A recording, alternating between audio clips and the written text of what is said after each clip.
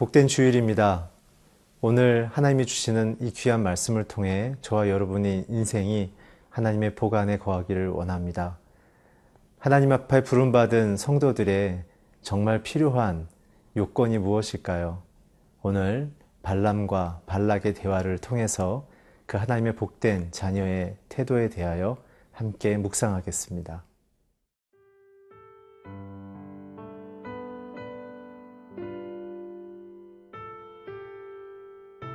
민수기 22장 15절에서 30절 말씀입니다. 발락이 다시 그들보다 더 높은 고관들을 더 많이 보내매 그들이 발람에게로 나가서 그에게 이르되 십볼의 아들 발락의 말씀에 청하건대 아무 것에도 거리끼지 말고 내게로 오라. 내가 그대를 높여 크게 존귀하게 하고 그대가 내게 말하는 것은 무엇이든지 시행하리니 청하건대 와서 나를 위하여 이 백성을 저주하라 하시더이다.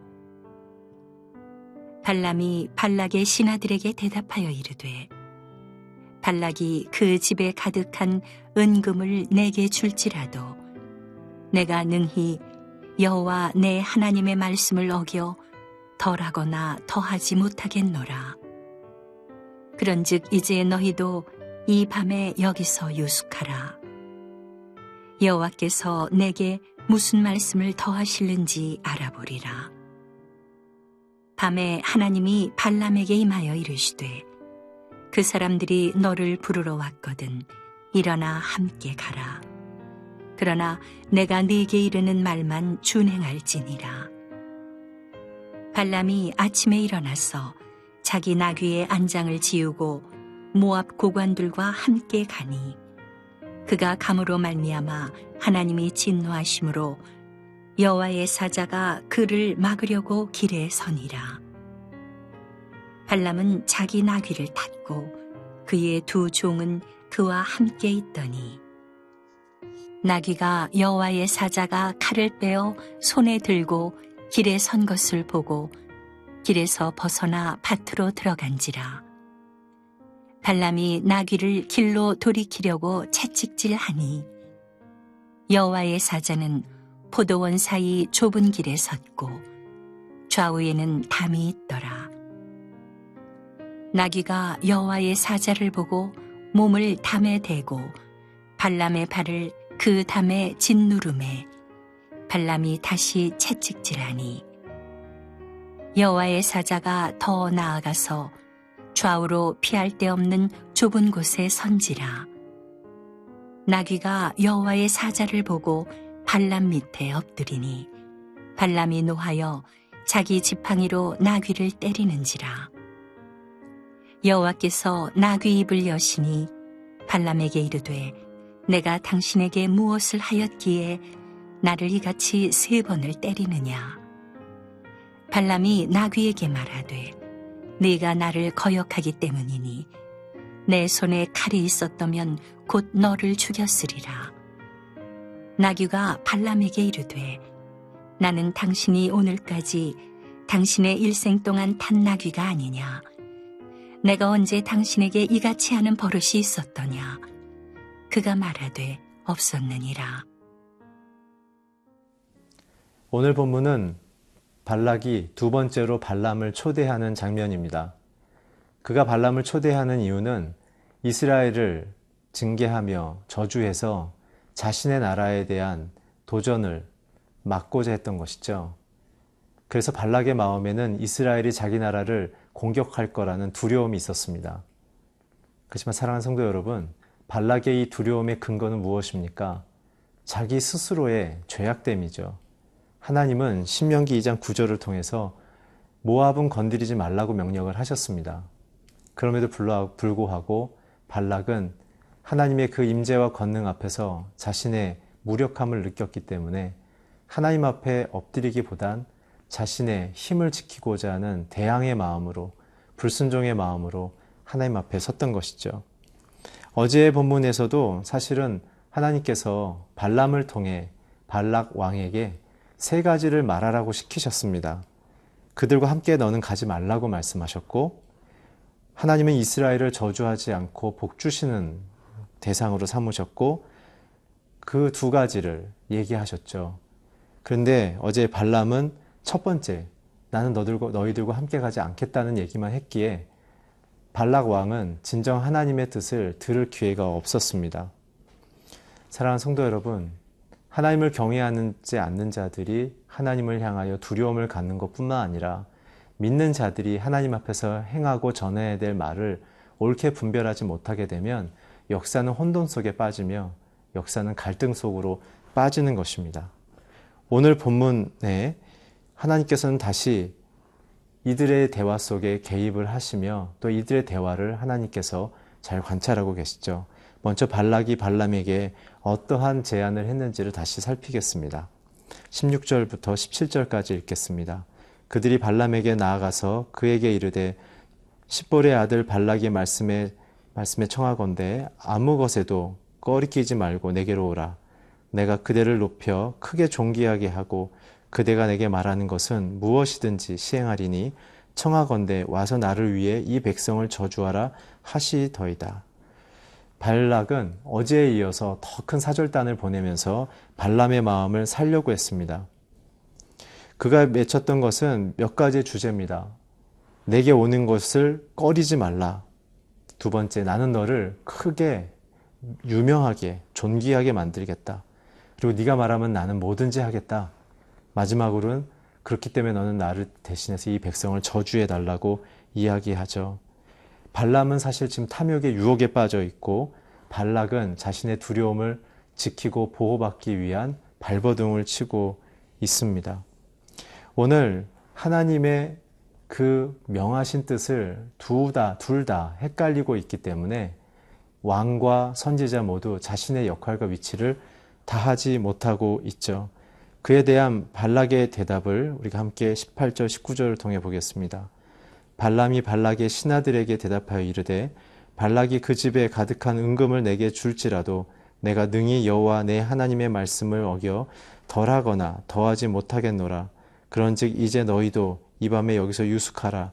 여호와께서 내게 무슨 말씀을 더하실지는 알아보리라. 발람은 굉장히 혼돈스럽고 모호한 태도를 지금 보이고 있습니다.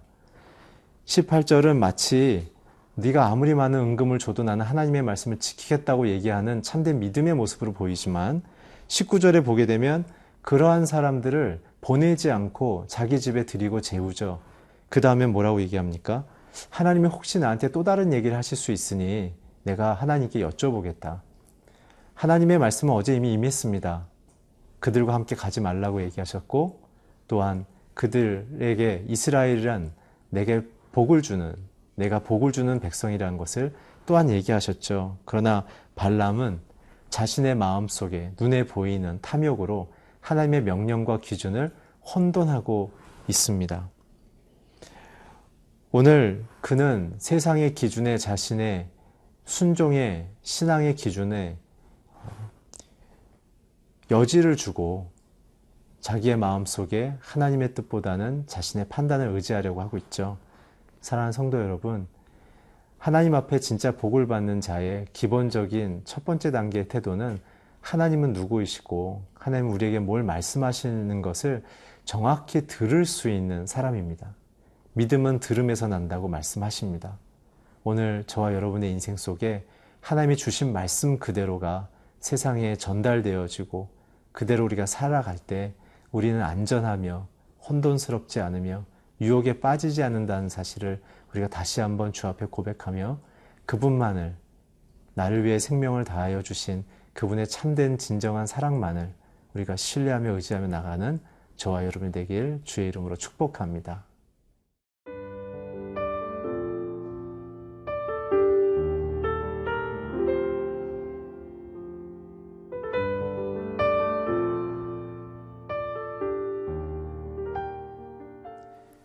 발람은 발락의 사신들을 맞이해서 밤새도록 그들을 자기의 집에 머물게 했고 그는 밤새 동안 무엇을 했는가? 20절부터 21절을 보게 되면 그가 밤새 어떤 일이 있었는지 기록되어져 있습니다. 함께 읽겠습니다. 밤에 하나님이 발람에게 임하여 이르시되 그 사람들이 너를 부르러 왔거든 일어나 함께 가라. 그러나 내가 내게 이르는 말만 준행할지니라. 발람이 아침에 일어나서 자기 나귀의 안장을 지우고 모압 고관들과 함께 가니. 발람의 행동과 하나님이 어제 얘기하신 내용과 또 다른 반응을 보이심, 이 두 가지가 우리에게 오늘 묵상하는 데 있어서 굉장한 또 생각을 하게 합니다. 밤새 하나님께서 발람에게는 이렇게 얘기하십니다. 어제는 가지 말라고 그랬지만 오늘은 따라가라고 얘기하십니다. 그러고서는 따라가되 내가 너에게 한 말만 그들에게 전하라고 말씀하십니다. 오늘 이 이유는 이 이후에 보게 되는 나귀와 발람의 사건뿐만 아니라 내일 묵상하게 될 본문과도 연결되어 있습니다. 이 부분을 우리가 잘 붙들고서 오늘과 내일 함께 묵상했으면 좋겠습니다. 특별히 오늘 이 20절을 통해서 함께 우리가 묵상했으면 하는 부분은 하나님은 우리의 마음속에 준비되지 않아도 그분의 구속의 역사, 그분이 우리에게 이루시려는 역사 속에서의 그분의 뜻을 절대로 실패하거나 그러나 축소하지 않는다는 사실입니다. 발람은 지금 자기 탐욕 속에 사실 많은 제안을, 더 많은 사신이 왔고 더 많은 조건의 부귀영화에 대한 조건을 들었을 때 이미 그의 마음은 이미 움직였습니다. 그냥 선지자로서 그 갈등과 생각을 고대 근동 지역의 방식대로 흥정을 하는 그런 전형적인 스타일로 이 사신들과 얘기하는 것이지, 신앙이 있어서 하나님 앞에 갈등하고 기도했기 때문에 그는 머뭇거렸던 것이 아니죠. 오늘 본문의 발람은 기도했다는 표현이 한 군데도 없습니다. 오늘 고대 근동의 흥정의 방식대로 발람은 그 모압의 사신들과 이야기를 나눴던 것이고, 하나님께서 그러한 약한 모습이 있는, 하나님의 기준이 세워지지 않는 그 영역이 있는 발람에게 하나님의 사역의 그 기회를 다시 한번 제공하시면서 발람에게 하나님의 사람으로서 다시 한번 훈련받을 수 있는 기회를 제공해 주시는 것이죠. 그가 나아감으로 하나님이 진노하심으로 여호와의 사자가 그를 가로막으려고 길에 서나니 발람은 자기 나귀를 탔고 그의 두 종은 그와 함께 있더니. 그가 나아감으로 하나님은 진노하신다고 합니다. 그가 나아가면서 어떤 마음을 가졌을까요? 이 모압 땅에 하나님의 그 뜻이 이루어지는 마음을 가졌을까요? 아니면 이들이 제공하는 그 은과 금을 받는 그 기대감으로 나아갔을까요? 나아가는 행동 속에는 그의 마음의 중심 속에 무엇이 있느냐는 것입니다. 사랑하는 성도 여러분, 저와 여러분이 세상으로 나아갈 때 우리의 마음엔 도대체 어떠한 기준이 있습니까? 우리의 영혼의 중심엔 무엇이 있습니까? 힘들고 어려운 세상을 살지만 우리는 하나님의 뜻 앞에 그분의 뜻을 따라 사는 것을 중요하게 생각해야 합니다. 이후에 나귀와 발람의 세 가지의 사건이 있습니다. 첫 번째는 21절부터 23절인데 나귀가 가는 동안 여호와의 사자가 칼을 빼고 서 있는 것을 보고 밭으로 도망을 갑니다. 두 번째는 24절부터 25절까지 담으로 피할 길이 없는 길을 가는 그 나귀가 이제는 발람의 발을 벽에다가 문지르면서 발람이 가는 것이 잘못된 것을 말하죠. 마지막 세 번째 사건은 26절부터 30절까지 이제는 여호와의 사자가 그 둘을 향해 다가옵니다. 여기서 생각해야 될 것은 한낱 미물인 나귀는 여호와의 사자를 보고 있고 선지자는 하나님을 보고 있지 못하다는 사실이죠. 우리의 마음에 참된 신앙의 기준을 잃어버린다면 우리는 하나님을 부르고 찾지만 하나님을 볼 수가 없습니다. 누가복음 9장에 보면은 예수님께서 그런 얘기 하셨습니다. 너희들이 하나님을 찬양하지 않으면 돌들이 찬양할 것이다. 모든 창조물은 누가 창조준지를 기억하고 있습니다. 사람도 매일매일 살아가면서 우리를 만드신 창조주, 우리를 인도하시는 그 하나님을 날마다 고백해야 하는 것이죠. 오늘 저와 여러분이 참된 분별력 안에 주님의 기준을 놓치지 않으며 복의 길로 걸어가는 하루하루가 되길 주의 이름으로 축복합니다. 기도하겠습니다.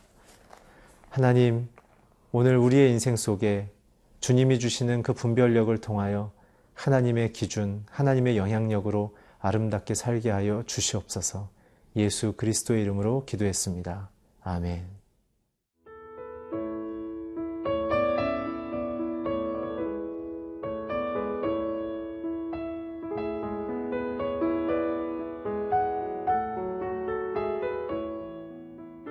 이 프로그램은 시청자 여러분의 소중한 후원으로 제작됩니다.